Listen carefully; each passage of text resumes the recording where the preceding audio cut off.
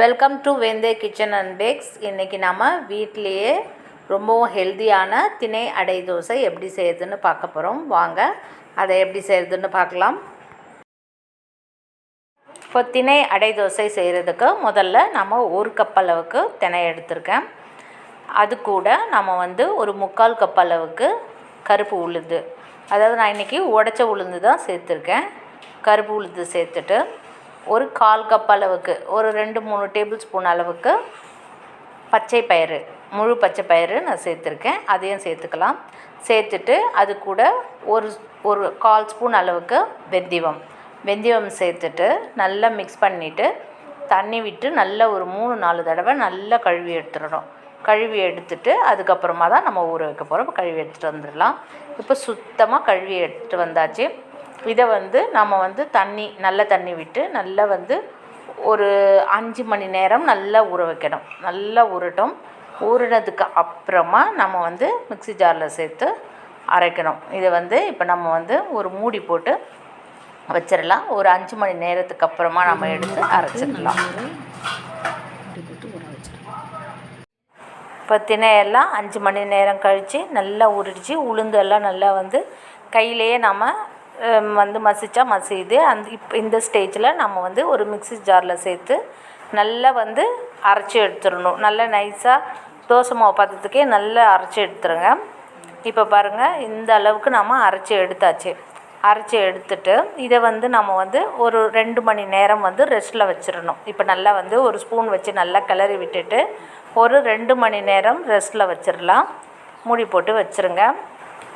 அதுக்கப்புறமா தான் நம்ம அதில் தேவையான பொருட்களை சேர்த்துட்டு நம்ம அடை தோசை சுட்டு எடுக்க போகிறோம். இப்போ இதை ஒரு 2 மணி நேரம் வச்சிடலாம். இப்போ 2 மணி நேரம் ஆயிடுச்சு. இதில் நம்ம ஒரு பெரிய வெங்காயத்தை நல்லா பொடியாக கட் பண்ணி சேர்த்துக்கணும். அது கூட கொஞ்சமாக கருவேப்பிலை, அதுக்கப்புறம் ஒரு 2 பச்சை மிளகாய், ஒரு துண்டு இஞ்சி, அதையும் பொடியாக கட் பண்ணி வச்சுருக்கேன். அதையும் சேர்த்துடலாம். இப்போ இது கொத்தமல்லி சேர்த்துட்டு அது கூட தேவையான அளவுக்கு 1 ஸ்பூன் அளவுக்கு ஜீரகம் சேர்த்துக்கலாம். இப்போது ஜீரகம் சேர்த்துட்டு அது கூட தேவையான அளவு உப்பு சேர்த்துக்கணும்.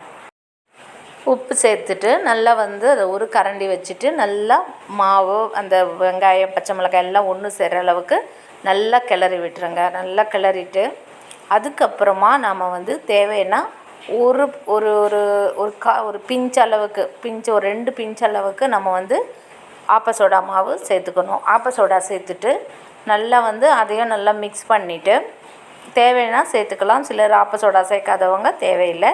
தோசை நல்லா வரும். அடை தோசைன்றதுனால ஒன்றும் சேர்க்க வேண்டிய அவசியம் இல்லை. ஆனால் நம்ம சேர்த்துக்கிட்டால் கொஞ்சம் நல்லாயிருக்கும். சேர்த்துட்டு அது நம்ம நல்லா மிக்ஸ் பண்ணி விட்டுருங்க. அடை தோசை சுடுறதுக்கு நம்ம இப்போது ஒரு பேன் வச்சுட்டு சூடு பண்ணி வச்சுருக்கு. நல்லா ஹீட் ஆகிடுச்சு. இதில் நம்ம இப்போ தோசையில் சுட்டு எடுத்துடலாம். இப்போ தோசையை ஒரு கரண்டி அளவுக்கு மாவு எடுத்து ஒரு அடை தோசை சுட்டாச்சு. இதுக்கு தேவையான அளவு எண்ணெய் நாம் ஊற்றிட்டு ஒரு மூடி போட்டு மிதமான சூட்டில் வேக வைக்கணும். அப்போ தான் நல்லா திணை அடை தோசை நல்லா வெந்து வரும். அதனால் நீங்கள் கொஞ்சமாக எண்ணெய் விட்டுட்டு ஒரு மூடி போட்டு வைக்கணும். மூடி போட்டு வச்சா தான் சீக்கிரம் வேகும். அப்புறம் வெந்துட்டதும் அதுக்கப்புறமா நாம் திருப்பி விட்டு அடுத்த சைடும் நம்ம மூடி வைக்கணும். அப்போ தான் நமக்கு சூப்பரான தோசை நல்லா கிடைக்கும். இப்போ நம்ம இது திருப்பிடலாம். இப்போ ஒரு பக்கம் வெந்தாச்சு. இப்போ இதுக்கப்புறம் 2வது பக்கமும் திருப்பி போட்டுட்டு எண்ணெய் வேணும்னா தேவையான அளவுக்கு எண்ணெய் விட்டுட்டு நீங்கள் மூடி வச்சுருங்க. மூடி வச்சுட்டு கொஞ்ச நேரம் ஒரு நிமிஷம் கழித்து எடுத்தால் சூப்பரான திணை அடை தோசை ரெடி ஆகிடும். இது ரொம்பவும் ஹெல்த்தியானது.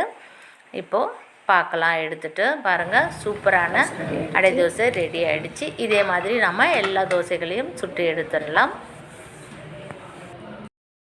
சூப்பரான ஆரோக்கியமான திணை அடை தோசை ரெடி ஆகிடுச்சு. இது ரொம்பவும் உடலுக்கு ஆரோக்கியமானது. நீங்கள் வீட்டில் எல்லோரும் ட்ரை பண்ணி செஞ்சு பாருங்கள். இது கூட நீங்கள் கார சட்னி, தேங்காய் சட்னி, சாம்பார் எது வேணால் வச்சு சாப்பிடலாம். இந்த டிஷ் உங்களுக்கு பிடிச்சிருந்தால் நீங்கள் லைக் பண்ணுங்கள், ஷேர் பண்ணுங்கள், மறக்காமல் சப்ஸ்கிரைப் பண்ணுங்கள். தேங்க்யூ.